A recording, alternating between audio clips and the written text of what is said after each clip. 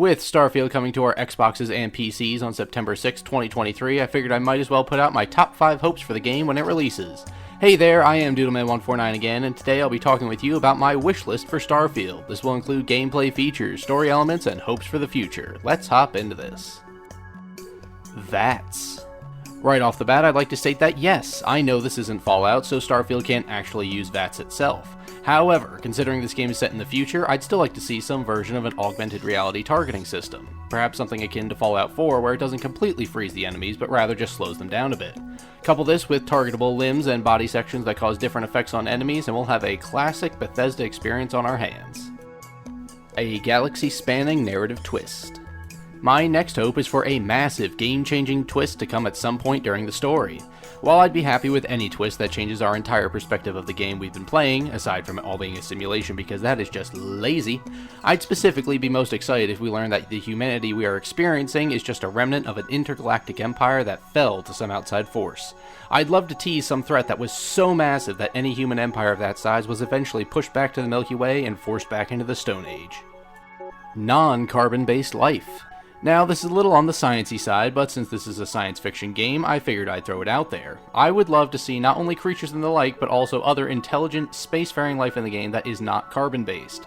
This leaves plenty of opportunities for the devs to get creative with what life could look like and come up with situations where certain friendly NPCs may be able to live on a world that is just naturally lethal to human life.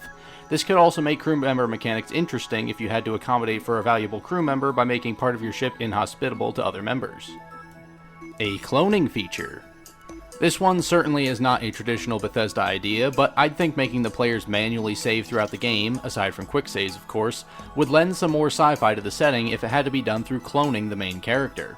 When on your ship, or maybe for a price at designated locations on planets, you can clone yourself to essentially save where you are at the time, and creating a permanent save to load into the game from could be very neat.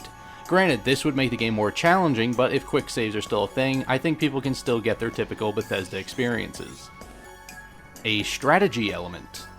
My last wish is that the crew you put together for your ships can be commanded on the ground in some limited strategic capability. All the Bethesda games I've played have featured companions with limited command ability, and I'm looking for something a little more in-depth that can be done on the fly. I'm hoping you can equip your crew, train them to be proficient with different weapons, and develop different skills and in-the-field tactics.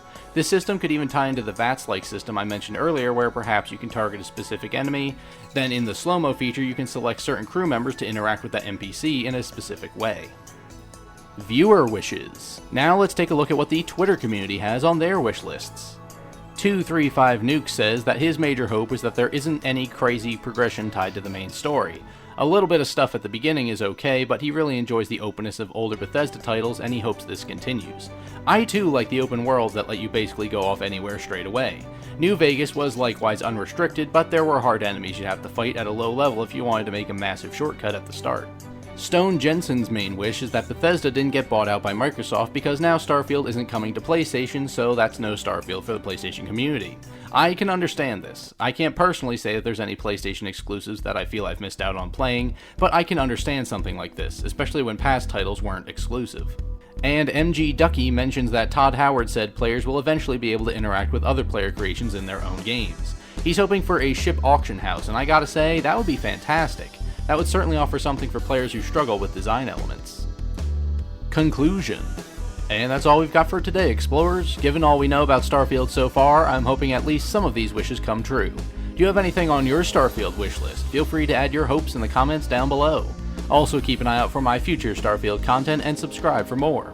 With that, I've been DoodleMan149 and I'll see you again, sometime, somewhere, amongst the stars.